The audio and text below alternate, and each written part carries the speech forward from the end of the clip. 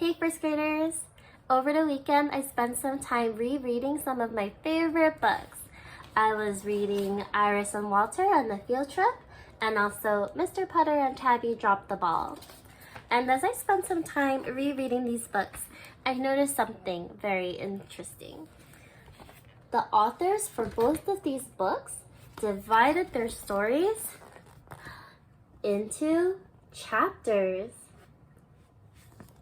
And that got me thinking, first graders. I wonder how these authors came up with chapters for their story.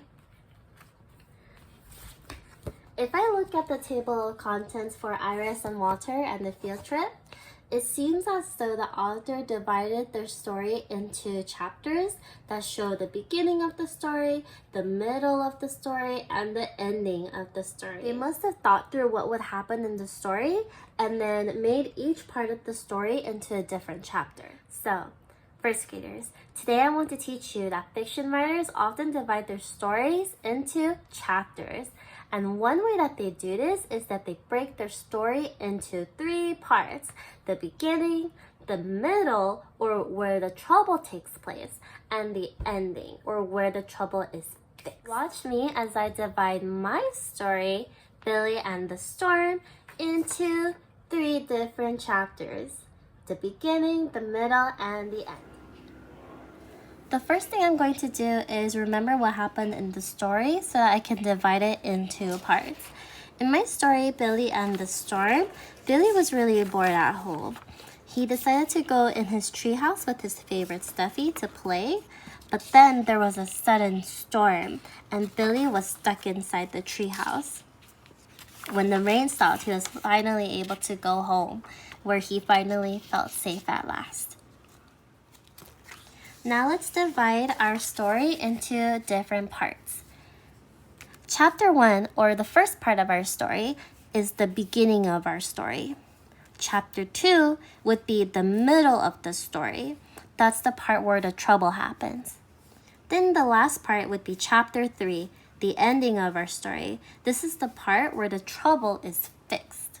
Now that we've planned out the beginning, the middle, and the end as the 3 chapters for our story, our next step is to tell what's going to happen in each of the chapters. So really quickly, let's just go through the story again.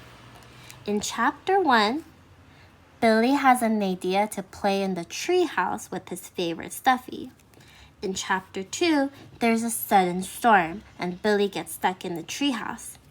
In Chapter 3, Billy is safe at last when he's finally able to go home.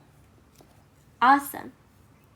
Now that we've figured out what happens in each of the chapters, our last step as writers is to come up with some snappy titles for our chapters. So let me see if I can come up with some titles for our chapters. I am also going to have my book open, so that way I can remind myself what happens in the chapter and try out some different titles. So maybe for our first chapter, how about the title Billy's Idea? I think that would be nice. Okay, so for our first chapter, how about the title Billy's Idea?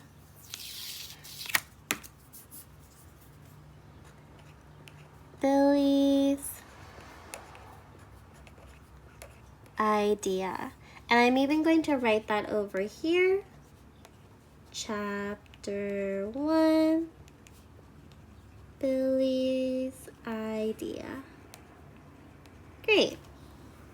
Now we have to come up with our next chapter title for the middle of our story. All right.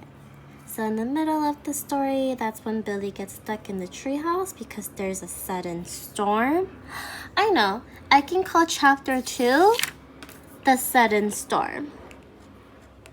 The Sudden Storm. I'm even going to write that over here. Chapter 2 The Sudden Storm. Awesome. And then chapter 3 is when Billy is finally back home with his mommy and all the trouble was fixed. So what can I call this chapter? I know. I think I want to call this chapter Safe at Last. I'm even going to make it like an exclamation mark. I'm going to name my chapter in my book, Chapter 3, Safe at Last. There we go. We divided our book into chapters and we came up with titles for each of the chapter. Thanks, first graders. Now that we figured out the names of our chapters, I can go ahead and I can add this table of contents to the beginning of my story, right after the cover. Alright, first graders, now it's your turn. Whether you decide to start a new story or revisit an old one, think about your story in parts. The beginning, the middle, or where the trouble happens, and the end, or how the trouble gets fixed.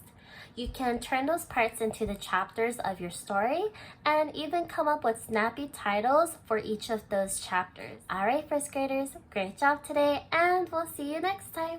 Bye!